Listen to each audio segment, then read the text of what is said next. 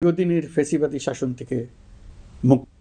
আদালতের একটি রায়ে সরকারি চাকরিতে কোটা পুনর্বহাল হলে দেশের তরুণ শিক্ষার্থী সমাজ বিক্ষুব্ধ হয়ে ওঠে। তাদের এই ক্ষোভ নির্মম হত্যাযজ্ঞের কারণে। স্বৈরাচারী শাসকের নির্দেশে পরিচালিত হত্যাযজ্ঞের সামনে নির্ভীক চিত্তে দাঁড়িয়েছিল এদেশের ছাত্র, শ্রমিক, জনতা। অকাতরে জীবন উৎসর্গ করেছেন তাঁরা। আজকের দিনে আমি জাতির সূর্য সন্তান জুলাই শহীদদের চিরতরে পঙ্গু হয়েছেন, দৃষ্টি হারিয়েছেন, জাতির পক্ষ থেকে আমি তাদের প্রতি শ্রদ্ধা ও কৃতজ্ঞতা জানাচ্ছি। প্রিয় দেশবাসী, গত এক বছরে আমরা অনেক সংকট ও সম্ভাবনার মধ্য দিয়ে পার করেছি। অনেক ঘটনা, দুর্যোগ, বিমান বিধ্বস্ত হয়ে ঝরে গেছে আমাদের কোমলমতি শিশুসহ বেশ কিছু মানুষের প্রাণ। আগুনে পুড়ে আহত হয়েছেন অনেকেই। এই ঘটনা আমাদের সবাইকে শোকস্তব্ধ করে দিয়েছে। এই দুর্ঘটনায় নিহতদের আত্মার শান্তি কামনা করছি। যারা এখনো হাসপাতালে চিকিৎসাধীন তাদের দ্রুত আরোগ্য কামনা করছি।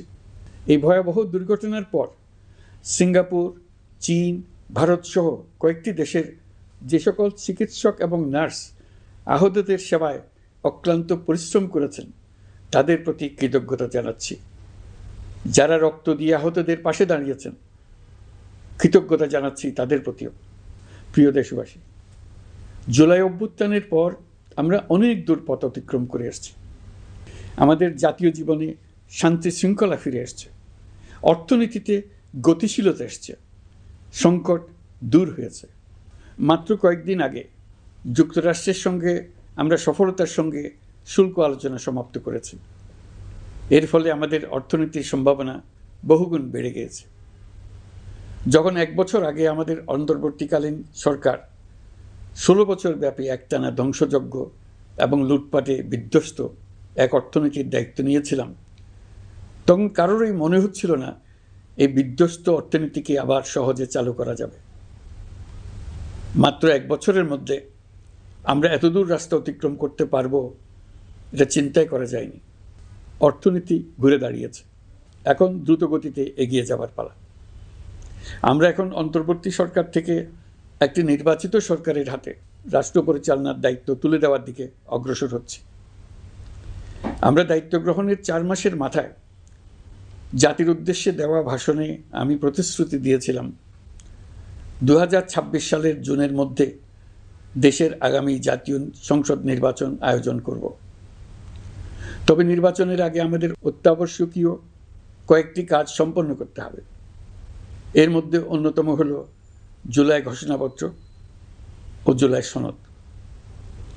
আজ জুলাই গণ অভ্যুত্থান দিবসে সকল রাজনৈতিক দলকে সঙ্গে নিয়ে আমরা জাতির কাছে জুলাই ঘোষণাপত্র উপস্থাপন করেছি। এই ঘোষণাপত্রে মহান মুক্তিযুদ্ধ সহ বাংলাদেশের মানুষের অতীতের বিভিন্ন ঐতিহাসিক ও গণতান্ত্রিক সংগ্রাম থেকে শুরু করে জুলাই অভ্যুত্থানের প্রেক্ষাপট বর্ণনা করা হয়েছে। আমাদের 3টি দায়িত্ব ছিল: সংস্কার, বিচার ও নির্বাচন। জুলাই অভ্যুত্থানের ছাত্র, শ্রমিক, জনতা দেয়ালে দেয়ালে যে প্রত্যাশার কথা লিখে রেখেছিল তার অন্যতম ফোকাস ছিল রাষ্ট্র ব্যবস্থার গণতান্ত্রিক সংস্কার। সেই লক্ষ্যে আমরা বেশ কয়েকটি সংস্কার কমিশন গঠন করেছিলাম। তাদের মধ্যে প্রধান প্রধান সংস্কার কমিশনগুলো যে সুপারিশ পেশ করেছে সেগুলোর মধ্যে স্বল্প সময়ের মধ্যে আশু বাস্তবায়নযোগ্য বহু সংস্কার আমরা ইতিমধ্যে সম্পন্ন করেছি। এই সংস্কারগুলোর মাধ্যমে অর্থনৈতিক খাত, বিচার ব্যবস্থা ও জনপ্রশাসনে গতিশীলতা আসবে, স্বচ্ছতা ও জবাবদিহিতা বহুলাংশে বৃদ্ধি পাবে, দুর্নীতি, অনিয়ম ও হয়রানি হ্রাস পাবে। দীর্ঘমেয়াদী সংস্কার কাজ বাস্তবায়নের লক্ষ্যে আমরা জাতীয় ঐকমত্য কমিশন গঠন করেছিলাম। এই কমিশনে 30টিরও অধিক রাজনৈতিক দল ও জোট স্বতঃস্ফূর্তভাবে অংশগ্রহণ করেছে, তাদের মতামত দিয়েছে। প্রাথমিক পর্যায়ে ঐকমত্য কমিশন 166টি সুপারিশ নিয়ে 30টির বেশি রাজনৈতিক দলের সঙ্গে প্রায় 2 মাস ধরে দলগত ও জোটগতভাবে আলোচনা করেছিল। এই প্রক্রিয়ায় যেসব বিষয়ে রাজনৈতিক দলগুলোর মধ্যে ঐকমত্য প্রতিষ্ঠিত হয়েছিল সেগুলো বাদ দিয়ে কমিশনের পক্ষ থেকে 19টি মৌলিক সংস্কারের বিষয় চিহ্নিত করা হয়। দ্বিতীয় পর্যায়ে 23 দিন ধরে আলোচনা শেষে 19টি বিষয়ের বেশিরভাগ ক্ষেত্রেই ঐকমত্য প্রতিষ্ঠা করা সম্ভব হয়েছে, যদিও কয়েকটি ক্ষেত্রে কিছু কিছু রাজনৈতিক দলের নোট অফ ডিসেন্ট রয়েছে। সংস্কারের ক্ষেত্রে আমরা আমাদের লক্ষ্যে পৌঁছাতে পেরেছি। ঐকমত্য কমিশনের পরিচালনায় দেশের সকল রাজনৈতিক দল মিলে দীর্ঘদিন ধরে প্রতিনিয়ত আলাপ আলোচনার ভিত্তিতে জুলাই সনদ চূড়ান্ত হওয়ার পর্যায়ে এসছে। জুলাই সনদ একটি ঐতিহাসিক অর্জন।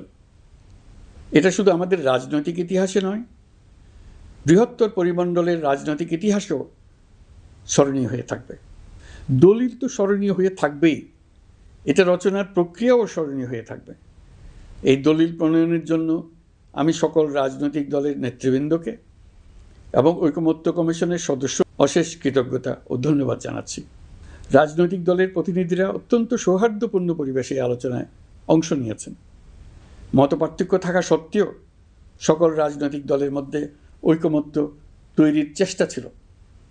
আমরা আশা করছি জুলাই সনদ বাংলাদেশে সুষ্ঠুভাবে ক্ষমতা হস্তান্তর, জবাবদিহিমূলক রাষ্ট্রীয় প্রতিষ্ঠানগুলোর স্বাধীনতা ও সক্ষমতা, নাগরিক অধিকারের সত্যিকারের বাস্তবায়ন, রাষ্ট্রীয় সম্পদ ও সামর্থ্যের ব্যবস্থাপনা নিশ্চিত করবে। আমাদেরকে নিশ্চিত করতে হবে ভবিষ্যতের কোনো সরকারই যেন আর ফ্যাসিস্ট হয়ে উঠতে না পারে।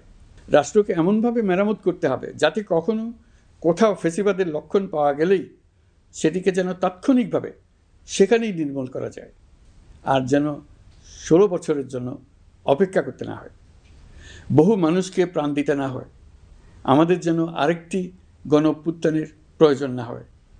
আগামী নির্বাচনে সবাই নিরাপদে যার যার পছন্দের প্রার্থীকে ভোট দেবে, এটা নিয়ে কারো কোনো আপত্তির সুযোগ রাখা যাবে না। আমরা সবাই সবার পছন্দের প্রতি সম্মান দেখাবো, এটাই হোক আমাদের প্রতিজ্ঞা। প্রিয় দেশবাসী, আপনারা জানেন সরকার দায়িত্ব গ্রহণের পরপরই দেশের দক্ষিণ ও উত্তরাঞ্চলে যে ভয়াবহ বন্যা পরিস্থিতি তৈরি হয়েছিল তা ফসল উৎপাদনে ব্যাপক ক্ষতি সাধন করেছে। দেশের ভেঙে পড়া অর্থনীতিকে মজবুত করতে হলে আমাদের চিন্তায় মৌলিক পরিবর্তন আনতে হবে। আমি বরাবরই বলে এসেছি, এদেশের নদী ও বিশাল সমুদ্র আমাদের মূল্যবান সম্পদ। আমরা এই সম্পদকে কাজে লাগিয়ে সমান্তরালভাবে পানিভিত্তিক অর্থনীতি গড়ে তুলতে চাই। আমরা প্রায় ভুলে যাই যে বঙ্গোপসাগরের একটা অংশও আমাদের দেশ। এর পরিমাণ আমাদের মোট জমির পরিমাণের চাইতে বেশি।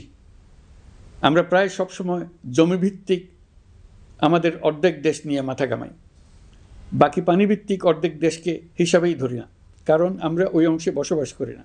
আমরা তো হাওর বাওরেও বসবাস করি না, তাই বলে তো তাকে হিসাবের বাইরে রাখি না। এখন থেকে আমাদের অংশের বঙ্গোপসাগরকে আমরা আমাদের দেশের মূল্যবান অংশ, এই কথা সবসময় মাথায় রেখে অগ্রসর হব। এই অংশের পানির উপর দিয়ে দেশ বিদেশের সঙ্গে আমরা বাণিজ্য করব, তার মাধ্যমে আমরা পুরো পৃথিবীকে আমাদের প্রতিবেশী বানাবো। এই পানির মধ্যে আছে অফুরন্ত সম্পদ, মৎস্য সম্পদ, যা প্রতি বছর ফসল দেয়। এই পানির নিচে আছে অফুরন্ত গ্যাস।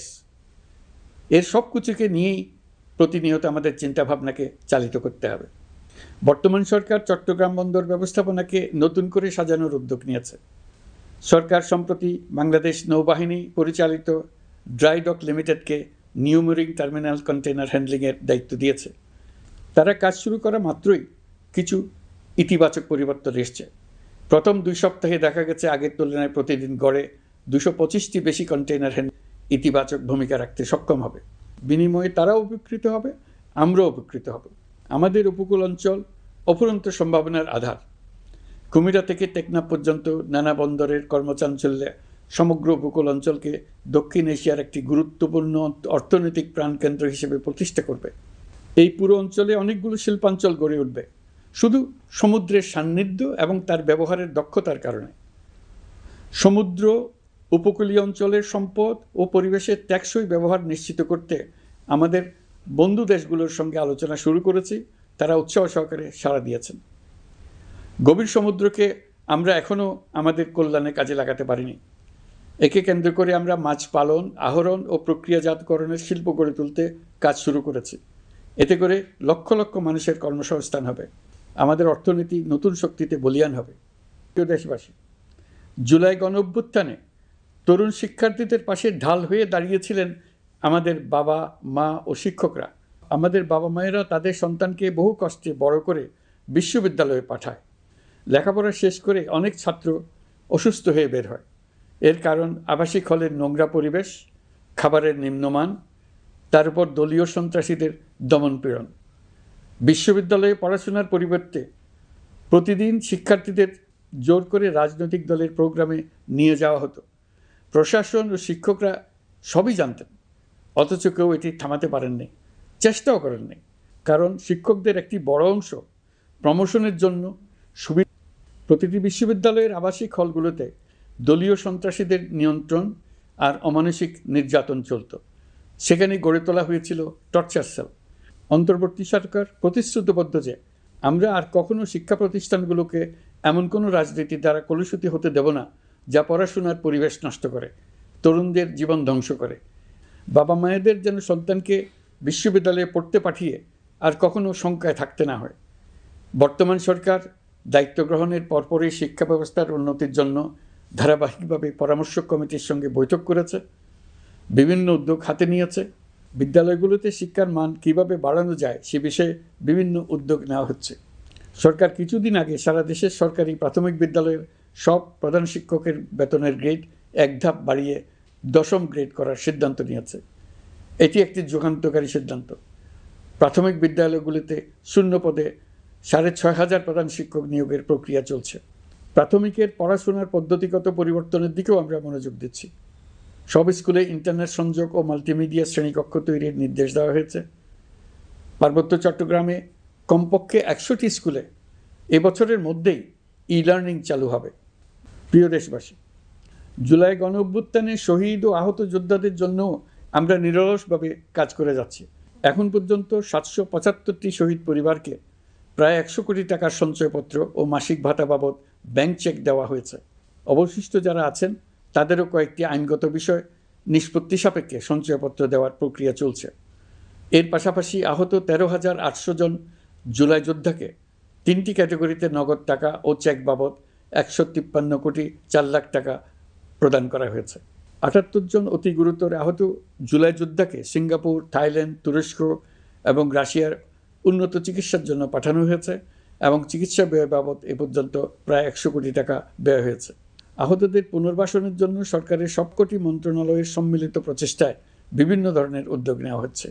ফ্যাসিবাদী সরকারের আমলে দেশের শহরে বন্দরে হাজারো প্রতিষ্ঠান, সড়ক, সেতু, সেনানিবাস, যুদ্ধজাহাজ, স্কুল, কলেজ, বিশ্ববিদ্যালয়ের নাম পরিবর্তন করে স্বৈরাচার তার নিজের এবং নিজের পরিবারের সদস্যদের নামে চালু করেছিল।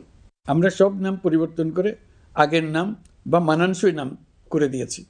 প্রিয় দেশবাসী, অন্তর্বর্তীকালীন সরকার এমন এক অবস্থায় দেশের দায়িত্বভার গ্রহণ করেছিল যখন প্রতিটি গণতান্ত্রিক প্রতিষ্ঠান, অফিস, আদালত বিধ্বস্ত অবস্থায় ছিল।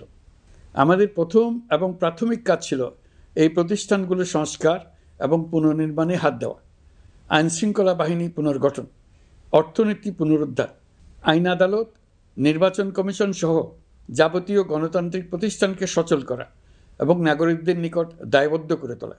রক্তাক্ত জুলাই ছিল স্বৈরাচারের বিরুদ্ধে তরুণদের পুঞ্জীবিত ক্ষোভের বহিঃপ্রকাশ।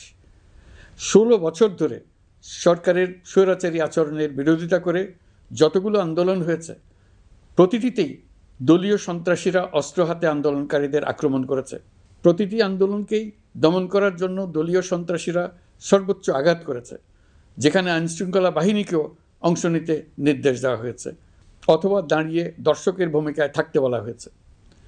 একটি স্বাধীন বিচার বিভাগের জন্য অন্তর্বর্তী সরকার সংস্কার কাজ হাতে নিয়েছে। বিচার বিভাগীয় সংস্কার কমিশনের প্রস্তাবনা অনুযায়ী সুপ্রিম কোর্ট বিচারক নিয়োগ সহ যে সকল কাজ এই সরকার স্বল্প সময়ের মধ্যে করে যেতে পারবে সে সকল কাজের অধিকাংশ ইতিমধ্যে সম্পন্ন করা হয়ে গেছে, বাকি কাজ চলমান রয়েছে। স্বৈরাচার আমলে দলীয় বাহিনীতে পরিণত হওয়া ভঙ্গুর আইনশৃঙ্খলা বাহিনীকে নতুন করে গড়ে তোলার জন্য আমরা সর্বোচ্চ ব্যবস্থা নিয়েছি। আইনশৃঙ্খলা বাহিনী দ্বারা কোনো মানবাধিকার লঙ্ঘন যাতে না ঘটে সেই জন্য পুলিশ সদর দপ্তরে একটি সেল কার্যকর করা হয়েছে, যেখানে মানবাধিকার সহ পুলিশ সদস্যদের মাধ্যমে সংগঠিত যে কোনো অপরাধের বিষয়ে অভিযোগ করা যায়। এই সমস্ত সেল অন্যান্য আইন প্রয়োগকারী সংস্থার প্রধান কার্যালয়েও স্থাপন করা হচ্ছে। আসামিদের জিজ্ঞাসাবাদ হবে স্বচ্ছ কাচের ঘরে।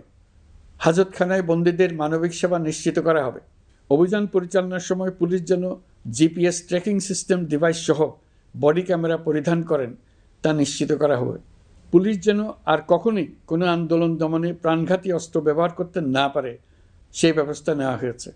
বেআইনি সমাবেশে বল প্রয়োগের ক্ষেত্রে জাতিসংঘের স্বীকৃত 5টি ধাপ অনুযায়ী পুলিশ সদস্যদের প্রশিক্ষণ দেওয়া হচ্ছে। সব মিলিয়ে স্বরাষ্ট্র মন্ত্রণালয়ের পুলিশ সংস্কার কমিশনের প্রস্তাব অনুযায়ী 16টি সংস্কার কাজ সম্পন্ন হয়েছে। আরও 43টি সংস্কার কাজ সমাপ্ত হওয়ার পথে। দেওয়ানি আইন, নারী ও শিশু নির্যাতন দমন আইন সহ বিভিন্ন আইনগত সংস্কার সম্পন্ন হয়েছে। সম্প্রতি সরকার ফৌজদারি কার্যবিধি সংশোধন অধ্যাদেশ 2025 অনুমোদন করেছে। এর ফলে এখন থেকে কোনো ব্যক্তিকে আটকের পর 12 ঘন্টার মধ্যে যত দ্রুত সম্ভব পরিবারকে জানাতে হবে। আটককৃত ব্যক্তিকে আইনজীবীর সঙ্গে সাক্ষাতের সুযোগ দিতে হবে। গ্রেপ্তারকৃত ব্যক্তি রিমান্ডের পর অসুস্থ বা আহত হলে তাকে ডাক্তার কর্তৃক পরীক্ষা করতে হবে এবং আঘাতের কারণ নিশ্চিত হতে হবে। তার প্রয়োজনীয় চিকিৎসা দিতে হবে।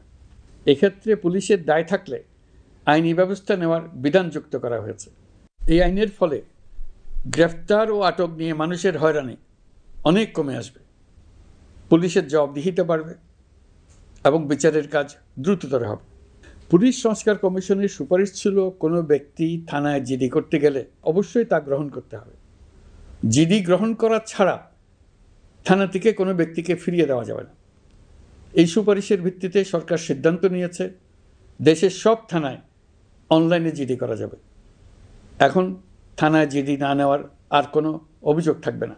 গণতান্ত্রিক চর্চার অন্যতম প্রধান শর্ত গণমাধ্যমের স্বাধীনতা। অতীত ইতিহাসের দিকে তাকালে দেখা যায় মুক্ত সাংবাদিকতার ক্ষেত্রে প্রথম এবং সবচেয়ে বড় বাধা হিসেবে কাজ করেছে সরকার। অন্তর্বর্তী সরকার এইসব বাধা অপসারণে বিভিন্ন উদ্যোগ নিয়েছে। আমরা সমালোচনাকে উন্মুক্ত করে দিয়েছি। যে কেউ চাইলেই যে কোনো মাধ্যমে, সেটা মূলধারার গণমাধ্যম হোক কিংবা সামাজিক যোগাযোগ মাধ্যমেই হোক, সরকারের সমালোচনা করতে পারছেন। এমনকি রাষ্ট্রীয় গণমাধ্যমেও সরকারের সমালোচনা করা যাচ্ছে। নিকট অতীতে যা ছিল অকল্পনীয়। সাংবাদিকদের জবাবদিহিতা নিশ্চিত করার জন্য সরকার ইতিমধ্যে প্রেস কাউন্সিল পুনর্গঠন করেছে। আপনারা জানেন, সামাজিক যোগাযোগ মাধ্যমে প্রতিদিন বিপুল পরিমাণ গুজব ও অপতথ্য ছড়িয়ে পড়ছে। দেশকে অস্থিতিশীল করতে হাতিয়ারে পরিণত হয়েছে গুজব। অপতথ্য মোকাবেলা করার জন্য সাংবাদিকদের সক্ষমতা বাড়াতে বিভিন্ন ধরনের প্রশিক্ষণের ব্যবস্থা নেওয়া হচ্ছে। স্বৈরাচারী সরকার আমলে সাংবাদিকতার ক্ষেত্রে বড় বাধা ছিল ডিজিটাল নিরাপত্তা আইন, যা পরে সাইবার নিরাপত্তা আইন রূপে আবির্ভূত হয়েছিল। আমরা এই আইনটি বাতিল করেছি। এই আইনের অধীনে সাংবাদিকদের বিরুদ্ধে করা সব মামলা বাতিল করা হয়েছে।